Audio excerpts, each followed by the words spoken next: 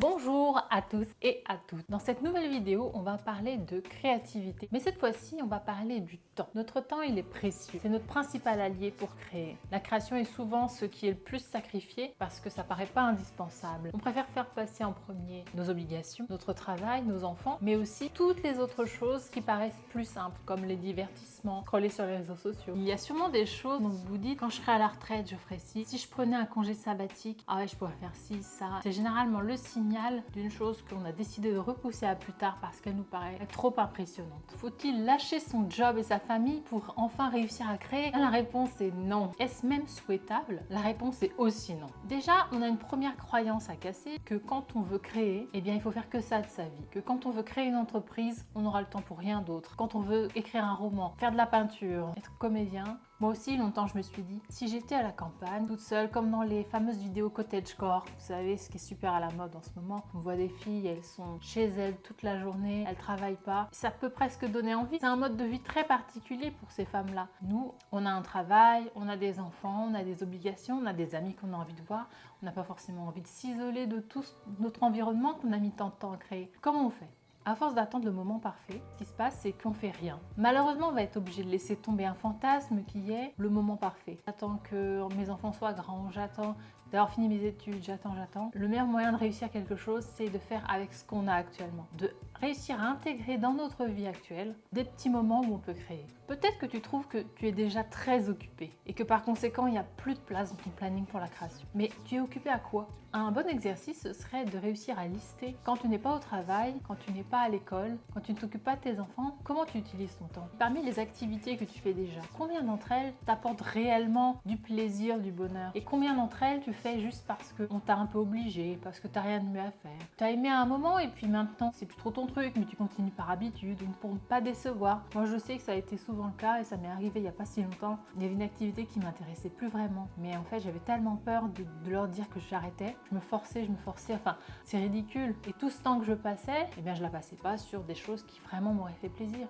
Une fois que j'ai trouvé le courage d'abandonner ça, quelle libération de temps, d'énergie, plaisir aussi, parce que quand on se force à faire quelque chose, on n'est pas bien, quoi. Dans son livre Le temps est infini, que je vous conseille vraiment chaudement, Fabien Olicard nous parle de non-temps. En fait, ce sont tous ces temps qui sont relativement incompressibles, comme le temps de transport ou le temps d'attente dans une file d'attente. Et on peut ajouter à ces temps-là des temps où on fait pas grand-chose de bien intéressant. Scroller sur les réseaux sociaux, regarder la télévision un peu sans but, zapper, on regarde un truc, ça nous intéresse pas plus que ça, mais bon, ça occupe et ça détend. Alors il ne s'agit pas d'abandonner les moments de détente, les moments de repos, parce que ces moments ils sont utiles. L'idée c'est pas de remplir absolument notre planning pour qu'on n'ait plus du tout d'énergie et qu'on laisse tomber ça au bout de 2 mois. On peut faire des vraies pauses de qualité si on est fatigué. Aller marcher un peu, méditer, lire un bon livre, simplement se reposer, ne rien faire, appeler un ami. Tout à l'heure on parlait d'énergie et du fait qu'on a besoin de se reposer. Pendant ces moments qui sont un petit peu vides pour nous, que ce soit un moment regarder la télé, regarder une série, on peut très bien faire quelque chose qui ne nous demande pas beaucoup d'énergie, comme noter des idées, se renseigner sur internet. Si on veut prendre un cours de chant,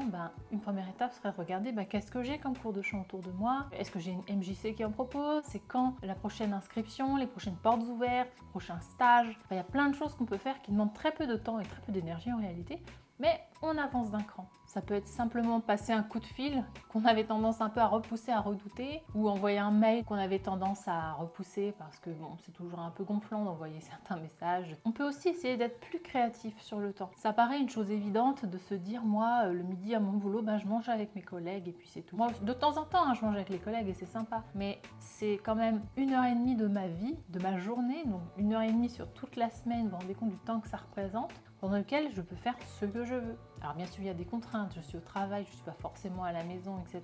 Je peux manger vite fait, alors c'est quand même bien de bien manger, de prendre le temps de bien manger. Et ensuite, je peux me poser dans un parc, écrire un peu, sur un banc, parfois même je rentre chez moi, parce que j'ai cette chance de pouvoir rentrer chez moi si je veux le midi, faire un peu de couture, faire un peu de tricot, faire quelque chose qui me fait plaisir, avancer un sujet qui me tient à cœur. Là actuellement, je suis sur ma pause de midi, là telle que je vous parle. J'ai un télétravail. Je sais aussi que tout le monde n'a pas accès au télétravail, j'en suis tout à fait consciente. J'en profite pour tourner mes vidéos et ensuite, je vais retourner à mon travail. Pour être encore plus créatif sur son temps, il y a une question de culpabilité. Prendre une demi-journée de congé pour soi, faire avancer ses projets, c'est pas toujours évident pour tout le monde. On peut se sentir coupable, oh là là, il y a la lessive à faire et puis mes enfants. Pensons un peu à nous et notre créativité, c'est quelque chose d'important. Si vous en êtes là à regarder cette vidéo, je pense que c'est quelque chose qui vous nourrit, c'est extrêmement précieux. Et si vraiment on n'arrive pas à trouver le temps du tout, il reste encore une botte secrète, le Miracle Morning. Certainement que vous en avez déjà entendu parler, c'est très populaire sur les réseaux. Il s'agit de se lever quelques minutes ou quelques heures plus tôt pour les plus courageux pour faire des choses qui nous tiennent à cœur. À la base, c'est quelque chose de très codifié. Le gars, je crois que c'est Hal Elrod, il a dit en premier on fait ça, en deuxième on fait ça, on écrit un contrat. C'est pas trop mon truc. J'ai simplement gardé l'idée de se lever plus tôt pour faire quelque chose de bien pour soi. Je me lève pas forcément à 5h du matin. Si je me lève à 6h, 6h30, j'ai plus d'une heure de disponible. Et ça me permet de monter des vidéos, d'écrire des scripts. Donc c'est vraiment un temps super précieux. Peut-être que vous êtes un grand dormeur et que vous vous dites, oh alors moi, me lever une heure avant, là, ça va pas être possible du tout. Je vais être crevée. Et du coup, là-dessus, j'ai deux réponses. Premièrement, à vous de voir le Miracle Morning qui fonctionne pour vous. Si c'est de pas le faire du tout, si c'est de vous lever une demi-heure avant, une heure avant, c'est important de choisir quelque chose qui vous corresponde à vous. Et la deuxième réponse, un point qui est cité dans le livre d'ailleurs, quand on se lève pour faire quelque chose qui nous tient à cœur, on a plus d'envie à se lever. Quand je sais que je vais pouvoir avancer sur mes projets, j'ai plus envie de me lever, de vite prendre mon petit déj et ensuite de commencer. Je sais en fait que si je ne le fais pas, je vais être frustrée. Je commence beaucoup mieux ma journée si je sais que j'ai fait quelque chose ce matin, j'ai avancé, je suis pas frustrée. Au quotidien, dans ma journée, j'ai tendance à me sentir parfois un peu frustrée. J'ai plein d'idées en fait qui me viennent quand je suis au travail souvent. Je les note dans un coin, mais je me dis mais si seulement je pouvais rôder en fait sur cette idée-là, j'arriverais à sortir des choses. Et parfois, quand je reviens à la maison pour élaborer dessus, je n'ai plus que la moitié des choses qui me reviennent. Et j'ai plus l'inspiration que j'avais au début. Et si vous aviez envie d'essayer le Miracle Morning, commencez en été. Parce qu'en été, le soleil est levé beaucoup plus tôt. Ça peut donner plus envie de se lever. Il fait chaud. Le matin, en été, il fait super bon. Ça peut être l'occasion d'aérer sa maison. C'est vraiment une pierre de trois coups. À tout moment, gardons en tête quelles sont les actions les plus utiles pour avancer. Qu'est-ce que je pourrais faire aujourd'hui qui m'avancerait un maximum? Alors parfois, cette chose qui me ferait avancer, je sais ce que c'est, mais j'ai pas envie. Une fois qu'on est dans l'action, quoi que ce soit, en fait, on a tendance à continuer. Donc si je me dis ça va durer que 5 minutes, ça me paraît déjà un peu plus facile à faire. L'important c'est d'avancer régulièrement. Peu importe si c'est pas beaucoup à la fois. Partez de là où vous êtes, avec vos contraintes. Tant que vous faites des petites actions régulières, alors vous êtes gagnant. Voilà pour cette vidéo sur le temps. J'espère vraiment qu'elle vous aura aidé, qu'elle vous aura donné des pistes. Je sais que ne pas avoir de temps, c'est extrêmement frustrant. Avoir la sensation d'être bloqué et de rien pouvoir faire de sympa parmi toutes les obligations qu'on peut avoir, c'est vraiment dur à vivre. La prochaine vidéo, elle parlera de la motivation et de l'énergie. J'espère que vous avez vu la précédente vidéo qui parlait des blocages psychologiques. Si vous ne l'avez pas fait, je vous la conseille vraiment sincèrement. Je vous la mettrai ici. Pour aider la chaîne, n'hésitez pas à me laisser un petit like. Ça me fera toujours plaisir. C'est une petite chaîne encore, donc n'hésitez pas à vous abonner. À bientôt!